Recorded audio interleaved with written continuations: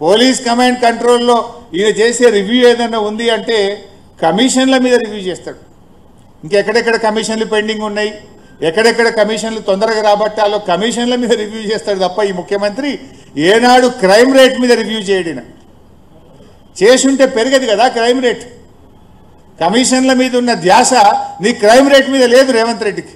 అరే ఇవాళ కూడా అదే పోలీసులను అడ్డం పెట్టుకొని మా నాయకుడు మరి జనార్దన్ రెడ్డి గారి ఇంటి మీద ఇలా దాడి చేసి నానా బీభత్సం సృష్టిస్తున్నారు. మా ఎమ్మెల్సీ రవీందర్రావు గారి ఇంటి మీద దాడి చేసి నానా బీభత్సం సృష్టిస్తున్నారు. అంటే ఏంది మీరు ఏం చేయదలుచుకున్నారు?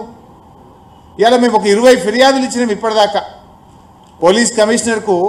జూబ్లీ హిల్స్ ఎన్నికల్లో ఎంత విచ్చలవిడిగా పోలీసులను వాడుతున్నారు, మా నాయకులను ఏ రకంగా పోలీసులు బెదిరిస్తున్నారు, ఇస్తే యాక్షన్ లేదు. పైగా మా ఇండ్ల మీద మా నాయకుల ఇండ్ల మీద దాడులు చేస్తాడు. అసలు రేవంత్ రెడ్డి హోమ్ మినిస్టర్గా యు ఆర్ ఫెయిల్, ఎడ్యుకేషన్ మినిస్టర్గా యు ఆర్ ఫెయిల్, మున్సిపల్ మినిస్టర్గా యు ఆర్ ఫెయిల్, ఓవరాల్గా చీఫ్ మినిస్టర్గా you are utter fail. Why people should vote you? ఏం విద్యాశాఖ మంత్రిగా 10వ తరగతిలో అంటే స్కూల్ ఎడ్యుకేషన్లో 67,000 మంది పిల్లలు తగ్గిపోయినారు. మున్సిపల్ మంత్రిగా హైదరాబాద్లో ఎక్కడ చూసినా చెత్తనే, వీధి దీపాలు వెలగవు, చెత్త, పిచ్చి కుక్కలు, స్వైర విహారం, బస్తీ దవాఖానలో పోతే మందులు లేవు. మున్సిపల్ మంత్రిగా ఫెయిల్. ఇక హోంమంత్రిగా మర్డర్లు, మానభంగాలు, అత్యాచారాలు పెరిగినాయి తప్ప నువ్వు హోంమంత్రిగా సాధించిన ప్రగతి అయితే ఏమి లేదు. ఓవరాల్గా చీఫ్ మినిస్టర్గా యు ఆర్ అట్టర్ ఫెయిల్. నీ మంత్రులే నీకినరు, నీ ఎమ్మెల్యేలే నీ మీద రోజు ఒక ఎమ్మెల్యే ఉత్తరం రాస్తున్నాడు. ఒక ఎమ్మెల్యేనేమో వరల్డ్ బ్యాంక్ ఉత్తరం రాసిండు నీ మీద నమ్మకం లేక 100 కోట్లు ఇవ్వమని.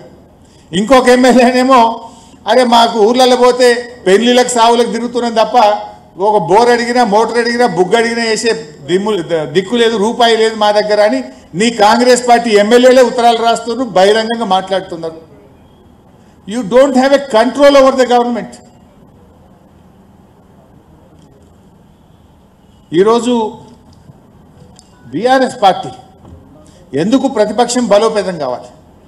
ఇలా మేము బీఆర్ఎస్ పార్టీగా ఈరోజు మేము చెప్తున్నాం, మొన్న కేటీఆర్ గారు రిలీజ్ చేశారు, జూబ్లీ హిల్స్లో 5,300 కోట్ల అభివృద్ధి చేసినామని విత్ ఆల్ డీటెయిల్స్ మా కేటీఆర్ గారు రిలీజ్ చేసినారు.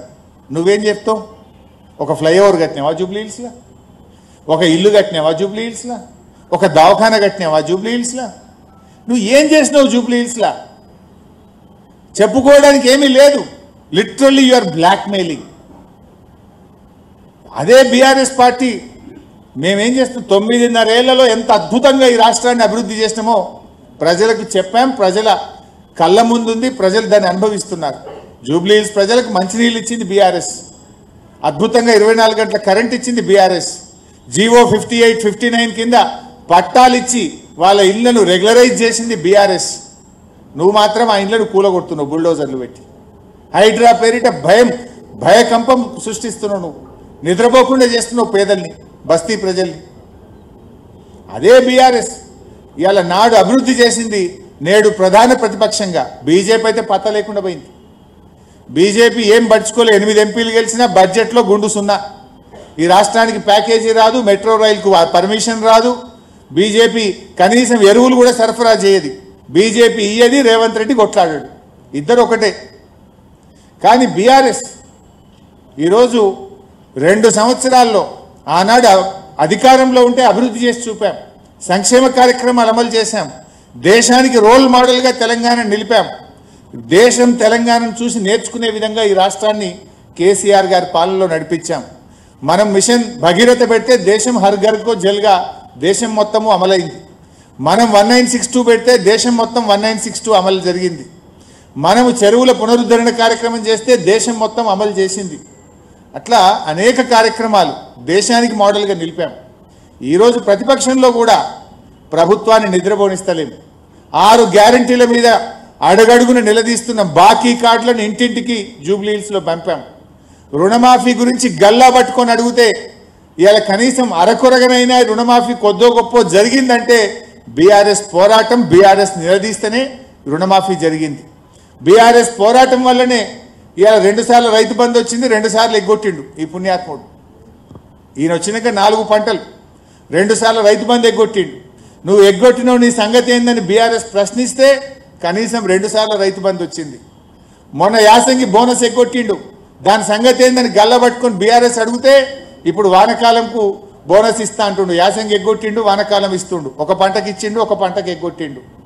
గురుకులాలు పిల్లలు పిట్టల్లాగా రాలిపోతుంటే, దవాఖానల పాలవుతుంటే బీఆర్ఎస్ గురుకుల బాట పట్టింది.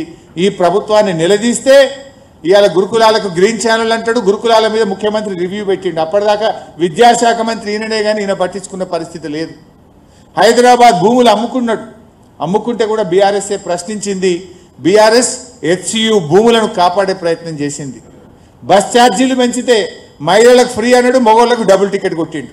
ఆడవాళ్ళకు ఫ్రీ అంటివి, భార్యకు ఫ్రీ అంటివి, భర్తకు డబుల్ టికెట్ కొడితే ఇక అదేం ఫ్రీ? భార్యకు ఫ్రీ అన్నావు, భర్త టికెట్ 10 రూపాయలు బదులు 20 రూపాయలు చేసినావు, ఆడికాడికి అయిపోయాయి. దాని మీద కూడా పోరాడింది బీఆర్ఎస్.